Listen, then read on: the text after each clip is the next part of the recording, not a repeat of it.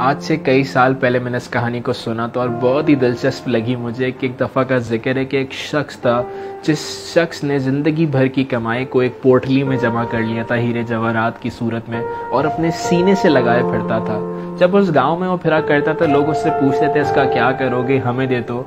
तो वो शख्स कहता था मेरे दिल में एक सवाल है और जो मेरे सवाल का जवाब देगा तो मैं उस शख्स को सारी दौलत दे दूंगा। तो लोगों ने पूछा वो क्या सवाल है? वो कहता है मेरे दिल के अंदर सुकून नहीं है, मैं सुकून की तलाश में निकला हूँ। जो शख्स मुझे बताएगा ना कि दिल में सुकून कैसे आता है और किस तरह मेरी ज़िंदगी में सुकून आएगा, उस शख्स को मैं अपनी सारी दौलत दे दूंगा।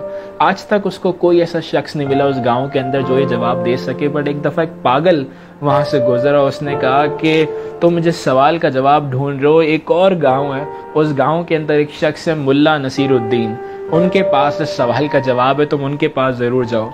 वैसे था तो वो पागल, लेकिन उसने कहा शायद पागल भी शायद कोई काम का पता बता रहा हो। तो वो शख्स उस गांव चला गया जहां मुल्ला नसीरुद्दीन रहा किया करते थे। जब वो उस गांव में पहुंचा तो किसी से पूछा कि मुल्ला नसीरुद्दीन कहाँ पर है। तो किसी ने कहा वो दरख्त जो तुम देख रहे हो उस दरख्त के पास मुल्ला नसीरुद्दीन बैठे हुए, जाके उनसे पूछ लो। जब उस दरख्त के पास पहुंचा तो देखा मुल्ला नसीरुद्दीन दरख्त की एक शाख पे बैठे हुए और उस शख्स ने जाके कहा कि मेरे पास एक सवाल है, मैं सुकून की तलाश में आपके पास आया हूँ, मैं जानना चाहता हूँ कि सुकून कैसे आता है। तो मुल्ला नसीरुद्दीन पूछते हैं तुम सीने से क्या लगाए वो? उसने कहा ये वो दौलत है, ये वो पोटली है जिसके अंदर हीरे जवाहरात हैं जो मैंने ज़िंदगी भर कमाए हैं।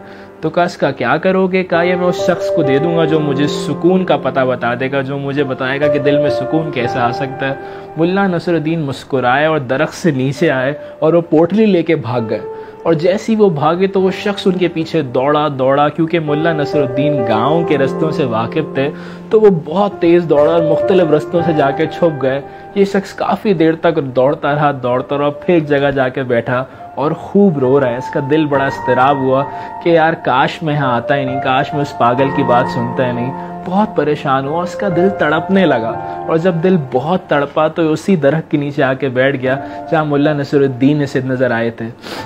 बहुत देर बैठा रहा। अचानक से मुल्ला नसीरुद्दीन दोबारा दरख्त की शाख पर चढ़े और आवाज़ लगाई, हाँ भाई क्या हाल है, क्या सुकून मिला? तो उन्होंने मुल्ला नसीरुद्दीन को देख के कहा कि तुमने मेरे साथ सही नहीं किया, मेरा दिल बहुत तड़प रहा है, मेरे दिल में बहुत दर्द हो रहा है।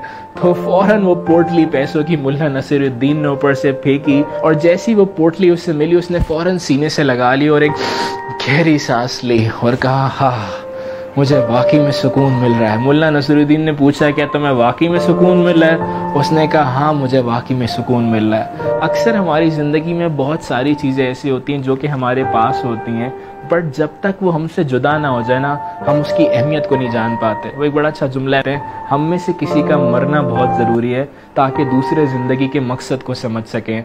बट मैं समझता हूँ ज़िंदगी के मकसद को समझ लीजिए, ज़िंदगी में दी हुई नेमतों का शुक्र करने के लिए उन नेमतों का खोना ज़रूरी नहीं है। बाज़ दफ़ा हम दूसरों की ज़िंदगी से भी बहुत कुछ सीख सकते हैं, पाँच दफ़ा हम अपनी ज़िंदगी से बहुत कुछ सीख सकते हैं। तो ये बात मैं हमेशा अपने आप को भी समझाता हूँ, दूसरों को भी समझाने की कोशिश करता हूँ कि जो नेमत है आपकी ज़िंदगी में उस नेमतों का शुक्र अदा कीजिए। हर छोटी छोटी नेमत को काउंट कीजिए। जो सांस अंदर गई है ये बाहर आएगी या नहीं ये बात बहुत मैटर करती है, बट क्या मैं सांस का भी शुक्र कर रहा हूँ? क्या जो नेमत है, क्या वालिदैन की सूरत में जो भी छोटी छोटी ब्लेसिंग्स है क्या मैं उनको काउंट भी करता हूँ? क्या मैं ज़िंदगी में कंप्लेन ही करता रहता हूँ?